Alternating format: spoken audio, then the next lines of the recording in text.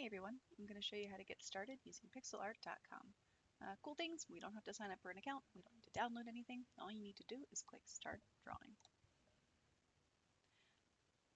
Now, mine comes up with a drawing that someone else had done that I had already loaded in. This was from last quarter. You're probably going to come up with something that looks like this. What we're going to do is actually, this was already correct, we're going to select a 100 by 100 canvas. You can click down there. And it'll start a blank canvas for you. You're going to see an image here that you can zoom in and zoom out of, but altogether this is the entire size of our canvas. Today, what we're really doing is getting a handle on changing colors and using layers, and using our pencil tool. The first thing that we're going to do is find the pencil tool. That is located on the left-hand side of my screen, where I'm hovering right now. You'll see that what's cool about pixel art is if you hover over any of those tools, it's going to tell you what the tool does. For the most part, what we're going to be doing is creating several layers of different values, and that's going to kind of get you to the place where you'll be able to then create your own art later on. So I'm going to grab my pencil tool and then start looking for a set of colors. Now, if I look over to the other side of my screen, the right-hand side of my screen, I'll see that I have tons and tons of different values and colors here. It kind of already makes your value scales for you. Now, I asked you to make sure you included at least 6 steps or 6 different values, and that's what I'm going to do now. I'm going to start with my darkest value of the color I've selected, and then I'm going to move through to my lightest. So I like this set here, and I think I'm going to use it. Starting with my first, let's see, I'm going to start right here with my darkest value that I have. Actually, you might want to jump down a little darker so there's a little bit more contrast, and I've clicked on that color. You'll see that color appears on the other side of my screen. So when I draw with my pencil tool, I'm just going to draw a curve. I'm going to see the whole thing right there. Now I'm going to jump into my paint bucket tool and click there. Now, if yours fills the whole screen, that means you didn't go all the way from one side of your page to the other. Make sure you do.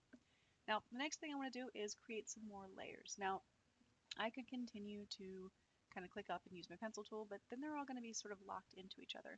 We want to be able to work with these different layers independently. That way we can manipulate them a little bit easier when we get into more complicated drawings. So to add a new layer, I'm going to look on the right-hand side of my screen again, and I'm going to see that there's this layers panel that my mouse is going crazy over right now. There is a plus sign here. When I look at the plus sign, you'll see, boom, I've added another layer. Now I'm going to jump to a lighter version of the color I selected, a lighter value, jump back into my pencil tool, and you're going to get a lot of pop-ups, sorry. That's how they make them. And I'm going to make another curve.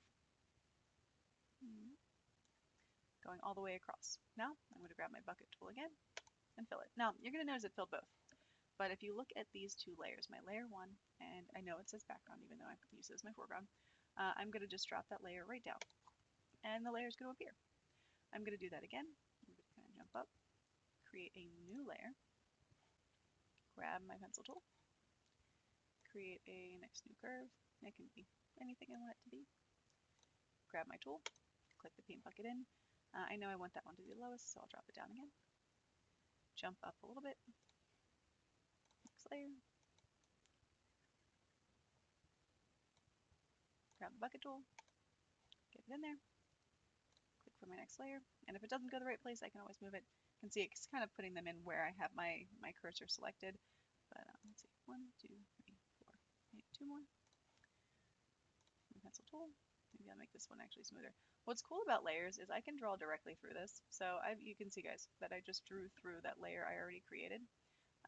But because I'm on a separate layer, I'm on a new layer, when I go in with my paint bucket tool, it's not going to affect the other ones. So I can continue to drop it down, I can move it up to get it where I want it to be. Last but not least, I want to get my last value on there. I want one new layer. Grab my bucket tool, create it. Make sure to drop it the lowest.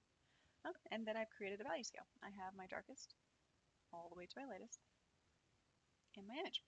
Now, really simple stuff for you guys to go through today. I really want you to spend some time learning where the tools are located, manipulating and using layers. Yes, I can accomplish this without layers. However, when we get into our more complex drawing, layers are going to be important, I promise you. So I definitely want you guys to get familiar with the layers panel. I want to get you guys familiar with the tools, how you can move layers, where you can find your tools, and how you can use both the pencil tool and the paint bucket tool to get your full image created. Now, we're only working on a 100 by 100 canvas today. We are going to work at a larger canvas for our final copies later on. But for today, get this stuff done. If you want to add any extra embellishments, I'm certainly not going to stop you. Say you grab color tool and you wanted to add in, and let's find that layer, let's find that front layer again. Say I wanted to add a tree into that layer.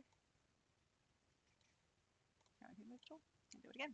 This is just some of the ways we're going to be able to manipulate these later on to add to our images. Hope you enjoy yourselves and have a good day.